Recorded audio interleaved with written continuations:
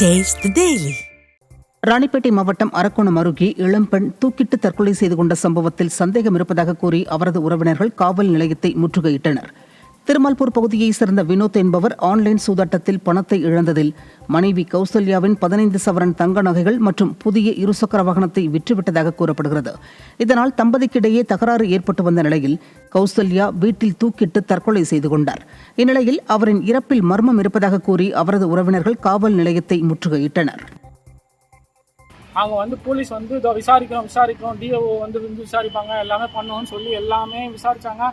ஆனால் போஸ்ட்மார்ட்டத்துக்கு சைன் மட்டும் தான் வாங்கினாங்க. கண்டி வேற எந்த ரெஸ்பான்ஸும் பண்ண மாட்டாங்க. அவங்க ஒரு அந்த பையனை கூப்பிட்டு விசாரிக்கிறோம். எங்கள் கண்ணு முன்னாடி எல்லா பப்ளிக்லாம் இருக்கும் போது எங்கள் சொந்தக்காரங்களாம் இருக்கும் போது விசாரிக்கிறோம்னா விசாரிக்க மாட்டாங்க. அவன் தனியாக கூட்டிட்டு போய் விசாரிக்கிட்டு ஒரு ரூம் போனாங்க. முக்கியமானவங்கலாம் கூப்பிடுங்கன்னு கூட போகும்போது அவன் இந்த மாதிரி நிறைய பிரச்சனை சொல்கிறான். இந்த மாதிரி ஆன்லைன் ரம்மி ஸ்கேமுக்கு இத்தனை லட்ச ரூபா போட்டுட்டேன், இந்த பேங்க் அக்கௌண்ட்டில் இருக்கு. அவன் ஃபோனையும் போலீஸ்காரங்க தான் வச்சுருக்காங்க. அவன் எந்த பேங்க்கில் எத்தனை லட்ச ரூபா நான் இது டெபாசிட் பண்ணேன், என்ன அக்கௌண்ட்டில் இருக்குது, என்ன இது எவ்வளோ நகை எங்கே வச்சேன், எல்லா டீட்டெயிலுமே சொல்கிறான்.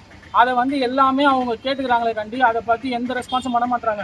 இப்போ என்ன சைன் வாங்கினாங்க கண்டி, இந்த பிரச்சனைக்கு என்ன சொல்யூஷன் மேடம், இதுக்கு என்ன சொல்லுங்க, என்ன பண்ணணும்னு சொல்லுங்கன்னு சொன்னால் அதை பற்றி ஒரு கேருமே எடுத்துக்க மாட்டாங்க.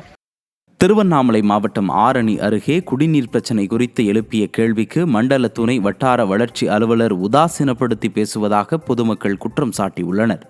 அக்ராபாளையம் அடுத்த ஈசன் ஓடை பகுதியில் குடிநீர், சாலை, மின்விளக்கு உள்ளிட்ட அடிப்படை வசதிகள் இல்லை என அப்பகுதி மக்கள் பல முறை மனு அளித்தும் அரசு அதிகாரிகள் நடவடிக்கை எடுக்கவில்லை. இந்நிலையில் குடிநீர் பிரச்சினை குறித்து மண்டல துணை வட்டார வளர்ச்சி அலுவலர் தனஞ்சலியனை செல்போனில் தொடர்பு கொண்டு பேசிய போது அவர் உதாசீனப்படுத்தி பேசியதாக பொதுமக்கள் குற்றம் சாட்டினர். நீ செல்லுல போற மெசேஜ் எல்லாம் அப்செட் பண்ணிக்க மாட்டான்.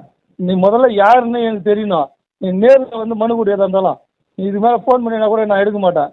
நீ மெசேஜ் பண்ணா கூட பார்க்க மாட்டேன். நீ நேரில் கம்ப்ளைண்ட் பண்ணு. சரி வா, நேரில் வா. Okay sir. ஓடையில் குடும்பம் வரும் சார். இங்கே 25 வீடுங்க இருக்குது சார். எங்களுக்கு தண்ணி வசதி கிடையாது சார். நாங்கள் தண்ணி இல்லாத ரொம்ப கஷ்டப்படுறோம் சார். எங்களுக்கு சாலை வசதியும் கிடையாது சார். நாங்கள் அதிகாரிகளை கேட்டால் நாங்கள் இங்கே போய் சொன்னோம்னா நாளைக்கு வராங்க, இன்னைக்கு வராங்க, இன்னைக்கு மோட்டர் காயல் போயிட்டுக்குது, எத்துன்னு வராங்கன்னு சொல்கிறாங்க சார்.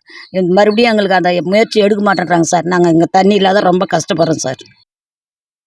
பரந்தூர் விமான நிலைய திட்டத்திற்காக எடுக்கப்படும் நிலங்களுக்கு இழப்பீடு தொகையை சமமாக வழங்க வேண்டுமென மகாதேவி மங்கலம் கிராம மக்கள் போராட்டத்தில் ஈடுபட்டனர். கடந்த 2 தினங்களாக பரந்தூர் விமான நிலைய திட்ட அலுவலர் நில உரிமையாளர்களிடமிருந்து நிலத்தை பெற்று பத்திரப்பதிவு செய்யும் பணியில் ஈடுபட்டுள்ளார். இந்நிலையில் நிலத்திற்கு அளிக்கப்படும் இழப்பீடு தொகை போதவில்லை என்றும் அனைவருக்கும் சமமான இழப்பீடு வழங்க வேண்டும் என்றும் கூறி மக்கள் போராட்டத்தில் ஈடுபட்டனர். விடியா திமுக அரசு அதிகாரிகள் சமமான இழப்பீடு தொகை வழங்காமல் ஏழை எளிய மக்களின் வயிற்றில் அடிப்பதாக அவர்கள் குற்றம் சாட்டுகின்றனர்.